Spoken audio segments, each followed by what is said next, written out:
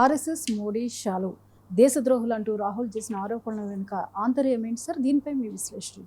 Yes అండి, ఇప్పుడు రాహుల్ గాంధీ గారు Lok Sabha opposition party leader Rahul Gandhi, ఈయన ఏంటంటే ఒక పెద్ద నోరు జారారా లేకపోతే ఒక వ్యూహంతో మాట్లాడారో తెలియదు, కానీ ఆయన మాత్రం ఆర్ఎస్ఎస్ అదేవిధంగా అంటే సంఘ్ పరివార్కి సంబంధించిన ఆర్ఎస్ఎస్ బజరంగ్ దళ వీటిని అదేవిధంగా సాక్షాత్తు ప్రధాని నరేంద్ర మోడీ, ఇక్కడ నరేంద్ర మోడీ అని నేను మాట్లాడను, ప్రధాని పాత్రలో ఉన్నది ఎవరైనా అత్యున్నతమైన రాజ్యాంగబద్ధమైన పోస్టు అటువంటిది నరేంద్ర మోడీ గారిని యూనియన్ హోమ్ మినిస్టర్ అమిత్ షాని ఆయన దేశద్రోహులు అని పిలవడం, అంటే యాంటీ నేషనలిస్ట్ అనే పదాన్ని ఉపయోగించేసి ఆయన మాట్లాడారు. అది కూడా ఏదో సోషల్ మీడియాలో వీటిల్లో కాదు, అమేధీ నుంచి ప్రజలను ఉద్దేశించి మాట్లాడుతూ మీ దగ్గరికి ఎవరైనా వచ్చి ఆర్ఎస్ఎస్ కానీ అమిత్ షా కానీ తర్వాత మోడీ కానీ దేశభక్తులు అంటే కాదు దేశద్రోహులు అనండి అని ఆయనకి ప్రజలకు ఉపదేశించడం జరిగింది.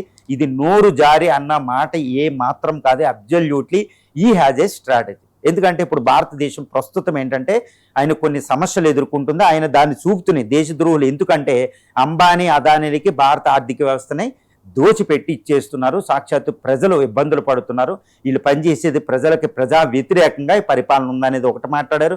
తర్వాత ఇటలీలో తర్వాత జార్జియా మెలోనీతో ప్రైమ్ మినిస్టర్ మీట్ అవుతే అక్కడ ఇండియన్కి సంబంధించిన ప్యార్లీ చాక్లెట్ ప్యాకెట్ ఇస్తే వాళ్ళకేమో చాక్లెట్లు ఇస్తే ఇది మాట్లాడుకుంటుంటే ఇండియన్స్లో దారుణంగా రైతులు యూత్ ఇలా బాధలు పడుతూ ఉంటారు. ఆయన వెళ్ళి ఫారిన్ ట్రిప్లకి వెళ్ళి ఎంజాయ్ చేయడమా, తర్వాత ఇండియన్స్ ఏమో ఫారిన్ ట్రిప్పులకి వెళ్ళొద్దు అంటారు, ఈయనమ్మో ఫారిన్ ట్రిప్పులు వెళ్తూ ఉంటారు, 800 కోట్లు ఖర్చు పెట్టి ఫారిన్ ట్రిప్పులకి వెళ్తూ ఉంటారు అనేది ప్రధానంగా చేశాడు. ఇక్కడ రూపీ పడిపోతుంది, తర్వాత పెట్రోలియం ఈ ధరలు పెరిగిపోతున్నాయి, ఎక్కడికక్కడ పాలిటిక్స్ ఎలా ఉన్నాయి, ఈవీఎం పాలిటిక్స్ ఇవి ఉన్నాయి, చాలా దారుణమైన పరిస్థితి ఉంది, భారతదేశం విపత్కర పరిస్థితిలో ఉందని సాక్షాత్ అపోజిషన్ పార్టీ లీడర్ అంటున్నారు.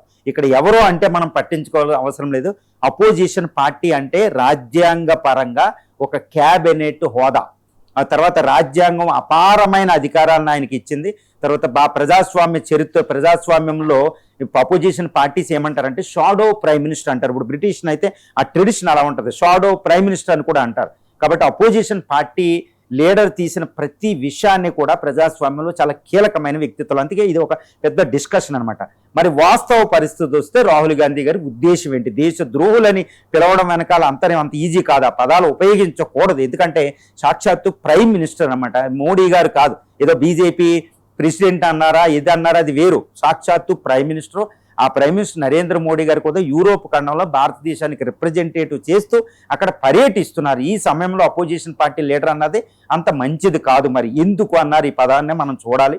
అసలు ఎందుకు అని ఉంటారంటే కొన్ని కారణాలు, దీని ఆయన ఉద్దేశం ఏంటంటే ఒకటేనండి, ఇప్పుడు రాహుల్ గాంధీ గారిని కూడా బీజేపీ పార్టీ ఏమంటూ ఉంటుందంటే రాహుల్ గాంధీ కాదు రాహుల్ ఖాన్, తర్వాత కాంగ్రెస్ కూడా ఇది Muslim League party, national Congress party కాదు నేషనల్ ముస్లిం లీగ్ పార్టీ, ఇది జిన్నా పార్టీ, జిన్నా వారసురాల పార్టీ అనేది బీజేపీ విమర్శిస్తూ ఉంటుంది. తర్వాత ఇప్పుడు ఇలా మాట్లాడడం వల్ల ఈయన్నే మమ్మల్ని దేశద్రోహి అంటున్నారు కదా, 2 పాస్పోర్ట్లో నేను కేసులు వేయడం ఈడీతో ఇవన్నీ చేస్తున్నారు కదా, మీరు దేశద్రోహులే అని ఈయన మాట్లాడారా కౌంటర్ చేయడానికి అనేది ఒకటి అనుకోవచ్చు. బట్ సాక్షాత్తు ప్రైమ్ మినిస్టర్ని అలా అనకూడదు, సాక్షాత్తు ప్రైమ్ మినిస్టర్ని అలా అనకూడదు.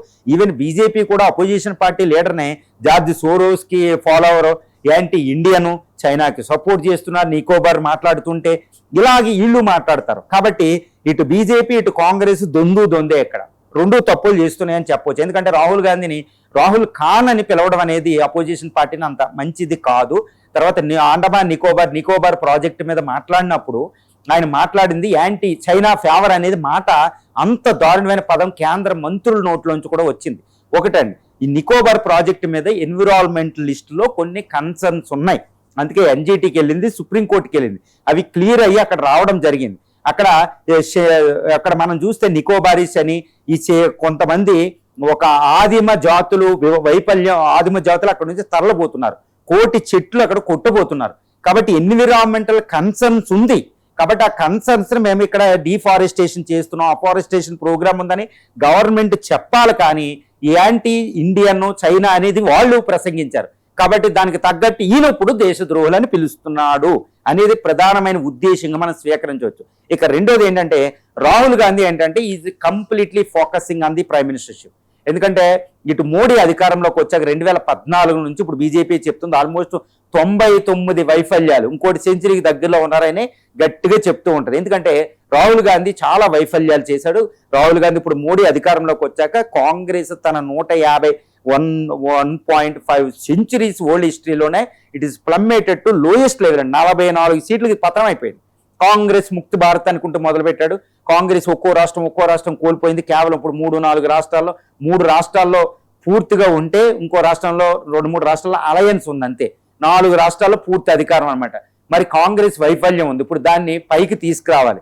కాబట్టి ఆయన ఒక ఫ్రాంటల్ అటాక్ ఆయన చేస్తున్నాడు ఇప్పుడు బీజేపీ మీద మోడీ. ఎందుకంటే మోడీ వల్లే ఆయన రాహుల్ గాంధీ గారి పరిస్థితి ఇలా ఉంది కాబట్టి మోడీ గారి మీద పూర్తి అస్త్రాలను ఆయన ఉపయోగిస్తున్నాడని చెప్పవచ్చు. ముఖ్యంగా ఏంటి, ఇప్పుడు మోడీ 12 సంవత్సరాలు, సుమారు 12 సంవత్సరాల కాలంలో ఇప్పుడు విపత్కర పరిస్థితిని మోడీ గవర్నమెంట్ ఎదుర్కొంటుంది. దానికి కారణం ఏంటి, ఈయన పరిపాలనలో వైఫల్యం కాదండి, పూర్తిగా వైఫల్యం కాదు, అంతర్జాతీయ పరిస్థితుల వల్ల మోడీ పరిపాలన చాలా విపత్కర పరిస్థితి, ఆర్థిక సంక్షోభం లాంటి పరిస్థితిని ఎదుర్కొన్న, సంక్షోభం అని చెప్పలేము కూడా. మరి ఎలాంటి వీక్నెస్ ఉంది అంటే బలహీనంగా మోడీ ప్రభుత్వం ఉంది ప్రస్తుతం అంతర్జాతీయ యుద్ధాల వల్ల. ఇలాంటి పరిస్థితిని తనకు ఆసరాగా తీసుకుని ఇక్కడ రాహుల్ గాంధీ గారు ఫ్రాంటల్ అటాక్ చేస్తున్నారు మోడీ గారి మీద అని చెప్పొచ్చు. ఎందుకంటే 2014లో గుజరాత్ చీఫ్ మినిస్టర్గా మోడీ గారు ఉన్నప్పుడు కాంగ్రెస్ ఇప్పుడు రూపాయి విలువ పడిపోతూ ఉంటే, 60 రూపాయలు అలా పడిపోతూ ఉంటే వెంటనే అప్పుడు మన్మోహన్ గవర్నమెంట్ మీద మోడీ గారే ప్రసంగించారు. పక్కనున్న బంగ్లాదేశ్, పాకిస్తాన్, శ్రీలంకల్లో కరెన్సీల విలువలు అలా ఉంటే ఇండియాలో ఎంతో పడిపోతున్నాయని మన్మోహన్ సింగ్ గారి గవర్నమెంట్ని ఆయన నిలబెట్టి అడగడం జరిగింది. ఆయన అధికారంలో కూడా రావడం జరిగింది. ఇప్పుడు రాహుల్ గాంధీ గారు మోడీ ట్రెండ్లోనే వెళ్తున్నారని చెప్పవచ్చు. ఎందుకంటే ఇప్పుడు 100కి దగ్గరలో ఉంది, 96.68 రికార్డులు బద్దలు కొడుతుంది, ఆల్ టైమ్ రికార్డులు రూపీ. మరి ఈ రూపీ పడిపోతానని ఆయన ప్రశ్నిస్తున్నారు. తర్వాత పెట్రోల్ డీజిల్ పెరగవు అనుకుంటూనే పెంచేస్తున్నారు వీళ్ళు, మధ్యతరగతి వర్గాల మీద వేస్తున్నారు. ఎందుకంటే అపోజిషన్కి పెద్ద అవకాశం ఎప్పుడు వద్దంటే ఆర్థిక సంక్షోభం లాంటి పరిస్థితులు వచ్చినప్పుడు. ఇప్పుడు రాహుల్ గాంధీకి ఒక ఆల్టర్నేట్ అద్భుతమైన పరిస్థితి వచ్చింది, కానీ రాహుల్ గాంధీ గారు అంతర్జాతీయ పరిస్థితులు ఎలా ఉన్నాయి, అందుకే ఇండియాలో వస్తుందని ఆయన పట్టించుకోరు. ఎందుకంటే అప్పుడు మోడీ గారు కూడా పట్టించుకోలేదు కాబట్టి. ఇప్పుడు రూపీ విలువ, ఇప్పుడు రూపీ ఎందుకు తగ్గిపోతుందండి, అంతర్జాతీయంగా ఎక్స్పోర్ట్స్ పెరగడం, ఇవన్నిటి పెరగడం వల్ల జరుగుతుంది కదా. ఎక్స్పోర్ట్స్ మనకి తగ్గుతూ ఉంటే ఇంపోర్ట్స్ పెరిగిపోతున్నాయి. అంతర్జాతీయంగా ఆయిల్ కొరత, Hormuz straight close, Iran US వారు, రష్యా ఉక్రెయిన్ వారు, ఈ జియో పొలిటికల్ టెన్షన్స్ ఇవన్నీ ఉన్నాయి కాబట్టి ఇంటర్నేషనల్ కేయాటిక్ కండిషన్స్ ఉన్నాయి ఫైనాన్షియల్లీ. ఇలాంటి సందర్భంలో రూపీ విలువ పడిపోతుంది డాలర్తో పోలిస్తే. ఇది అంతర్జాతీయంగా ఉన్న పరిస్థితి, ఏ గవర్నమెంట్ కూడా ఏం చేయలేదు, include US, the great economies ఇప్పుడు కొలాప్స్, ఆర్థిక వ్యవస్థ పడిపోతుంది. ఇలాంటి పరిస్థితి మోడీ గవర్నమెంట్కి ఒక విషం పరీక్ష. దీన్ని రాహుల్ గాంధీ గారు ఆసరా తీసుకుని ప్రైమ్ మినిస్టర్ టార్గెట్ పెట్టుకుని ముందుకెళ్తున్నారని చెప్పొచ్చు. కానీ దేశంలో వాస్తవ పరిస్థితి ఏంటంటే ఆర్థిక సంక్షోభం లేదు, 100% ఆర్థిక సంక్షోభం లేదు. ఎందుకంటే సక్సెసివ్ గవర్నమెంట్, సక్సెస్ఫుల్ 2008లో అప్పుడు మోడీ గవర్నమెంట్ ఇవన్నీ ఆర్థిక సంక్షోభాన్ని ఎదుర్కొన్నాం ప్రపంచం అంతా ఉన్నప్పుడు. కానీ ఈ ఆర్థిక వ్యవస్థ కాస్త తగ్గిపోయింది, దాన్ని ఆసరా తీసుకుని మోడీ గారు అధికారంలోకి వచ్చారు.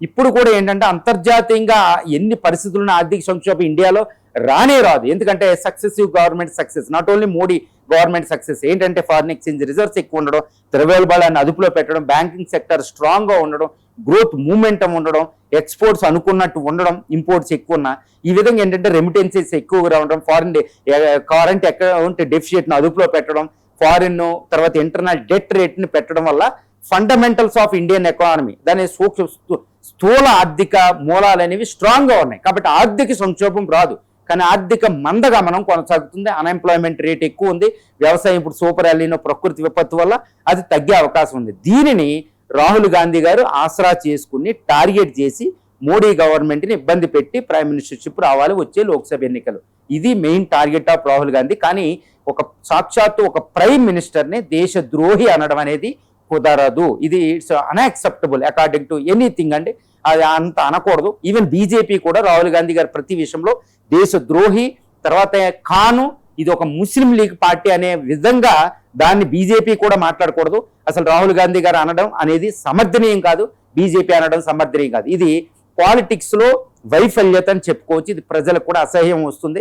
ఇప్పటికే కాక్రోచ్ పొలిటికల్ పార్టీ మేము అందరినీ ఛాలెంజ్ చేస్తుంది. అది కాబట్టి ఒక సెటైరికల్గా మీ అందరినీ ఛాలెంజ్ చేస్తుంది. కాబట్టి మీరు కూడా ఈ దిగజారుడు పదాలు అనేవి పక్కన పెట్టి వాస్తవ పరిస్థితిని, ఇప్పుడు రాహుల్ గాంధీ గారు వాస్తవ పరిస్థితిని వాస్తవంగా ప్రజలకి తెలియచేయాలి, కన్వే చేయాలి. అంతేకాని పదాల వల్ల ఇటు బూతులు, ఈ బూతు పురాణాలు తిట్టేసి దాన్ని ప్రజలకు చేరేద్దాం అనుకున్నది అసహ్యమైన, జుగుప్సాకరమైన పదాలను ప్రజలు వినేలే లేరు. అలా వింటే మాత్రం ఇప్పుడు కాక్రోచ్ పార్టీ మీ యొక్క డిజిటల్ సబ్స్క్రిప్షన్ మీ పొలిటికల్ పార్టీలను అంతా దాటేసింది. ఇప్పుడు ఇది బిగ్గెస్ట్ ఛాలెంజ్ ఫర్ యూ.